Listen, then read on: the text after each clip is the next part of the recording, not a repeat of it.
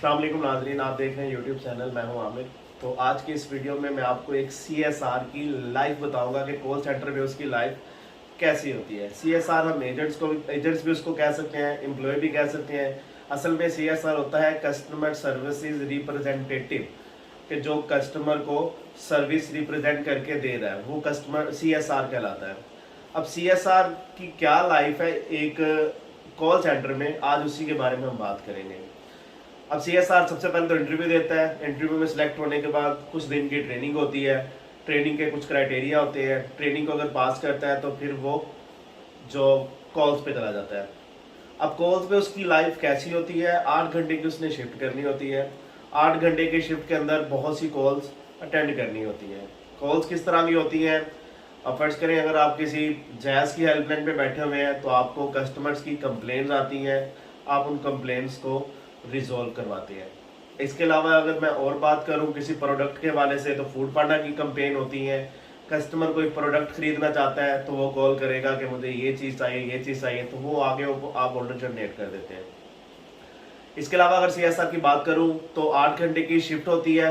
इसके अलावा कुछ इनकी परफॉर्मेंस के एक टेबल होता है जिसमें इसकी मंथली परफॉर्मेंस बनती है। उसमें क्या कुछ होता है, एक डिपेंडेबिलिटी होती है। डिपेंडेबिलिटी से मुराद कि आपने जो 30 दिन आपको मिलते हैं, 4 ऑफ है, बाकी 26 दिन आपने रेगुलर ऑफिस आना होता है, कोई छुट्टी नहीं करनी होती। स्टाफ टाइम होता है 8 घंटे की शिफ्ट है तो 8 घंटे से आप 1 सेकंड भी कम नहीं कर सकते। 1 सेकंड भी कम करेंगे तो आपकी परफॉर्मेंस पे बहुत ज़्यादा इफेक्ट पड़ेगा। इसके अलावा आपकी होती है क्वालिटी। क्वालिटी में आता है आपकी कॉल्स, जो मंथली आप कॉल्स लेते हैं ना, उनमें से कुछ आपका एक QA होता है, क्वालिटी एडवाइज़र, जो इसलिए रखा जाता है कि वो आपकी ली हुई कॉल सुनता है कि आया कि इस कॉल में कोई मिस्टेक्स हैं कि नहीं है। अगर मिस्टेक होंगी तो आपकी क्वालिटी डाउन हो जाएगी, मिस्टेक नहीं होगी तो अप हो जाएगी। क्वालिटी अगर ज़्यादा होगी तो आपका इंसेंटिव ज़्यादा बनेगा। इसके अलावा अगर बात करूँ तो मंथली एक क्विज़ होता है। आप कहीं भी जाते हैं ना तो वो क्विज़ होता है प्रोडक्ट से रिलेटेड, कि किसी किस्म की कोई प्रोडक्ट में चेंजिंग आई है तो उसके हवाले से क्विज़ होगा। वो क्विज़ पास करना आपके लिए लाजमी होता है। इसके अलावा एक होता है NPS, नेट प्रमोटर स्कोर। कभी आपने हेल्पलाइन पे कॉल की हो तो आपको एजेंट ही पूछता है क्या मेरे रवैये से मुतमिन है। उसके बाद आपको एक मैसेज आता है कि आपने एजेंट से बात की थी, उसका आपका उसके रवैये से मुतमिन है, हाँ या ना में रिप्लाई कर दें। अब आप अगर मुतमिन होंगे तो आप हाँ में रिप्लाई कर देंगे। आप हाँ में रिप्लाई करेंगे तो उसका इंसेंटिव और इंक्रीज हो जाएगा, क्योंकि ये भी एक परफॉर्मेंस जो रिपोर्ट है उसका एक पार्ट है, इसके भी उसको पैसे मिलते हैं। एक ये चीज़ होती है। इसके अलावा उसको कॉल का एक ड्यूरेशन बता दिया जाता है कि इतनी देर में आपने कॉल बंद करनी है। 2 मिनट हो सकता है, 3 मिनट हो सकता है।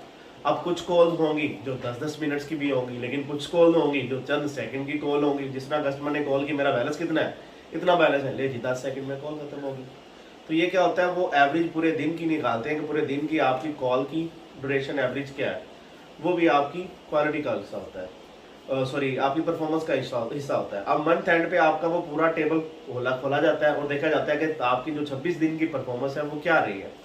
अब कुछ होते हैं वो 100 पे बैठे होते हैं, उनकी परफॉर्मेंस 100 प्लस होती है। कुछ होते हैं किसी की 90 होती है। अब इसको कुछ ग्रेड्स में बना दिए गए हैं। अब जिसकी 80 होती है ना, इसको C ग्रेड का नाम दिया जाता है। 85 और 90 से कम वाले को कहते हैं B ग्रेड। उसके बाद 90 से 95 होता है A ग्रेड। 95 से 100 तक होता है A प्लस। अब जो A प्लस में होता है ना, वो इंसेंटिव अपनी सैलरी से भी ज़्यादा उठा रहा होता है। मैंने अपनी लाइफ में बहुत से देखे हैं, अगर उसकी सैलरी 20,000 है ना तो वो 35,000 तो इंसेंटिव ले रहा है। तो आपने कितना मैंने जब मैं एजेंट था तब इंसेंटिव की एक लिमिट थी, लिमिट, इससे ज़्यादा आप नहीं ले सकते। 20 से ज़्यादा इंसेंटिव नहीं दे देते वो। मैंने 19 भी लिया है, मैंने 20 भी लिया है, मैंने 3 साल कॉल्स ली हैं। 1 महीने सिर्फ मेरा इंसेंटिव नहीं आया, 1 महीने इंसेंटिव नहीं आया। बाकी अगर आप बात करें ना 35 महीने, तो 35 महीनों में मैंने इंसेंटिव लिया है और हर महीने 10,000 से ज़्यादा लिया है।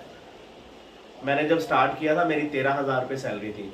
13,000 रुपये सैलरी तब फिक्स था, 4,000 इंसेंटिव, उससे ज़्यादा नहीं आएगा। तब मैं जॉब में था तो 1 महीना मैंने जब जॉब की तो मेरा इंसेंटिव 4,000 पूरा आया। वो जोन की हेल्पलाइन ख़त्म हुई, मैं जैज़ में आ गया। अब जैज़ में किसी महीने भी मैंने 10,000 से कम नहीं लिया। 10, 12, 14, 16, 18, 20, ज़्यादातर मैं पूरा ही लेता था 20 का 20, फिर किसी को मैं लेने नहीं देता था। चलिए नेक्स्ट वीडियो में इसको कैरी ऑन करते हैं। चलिए इंशाल्लाह मिलेंगे नेक्स्ट वीडियो में, तब तक के लिए अल्लाह हाफिज़।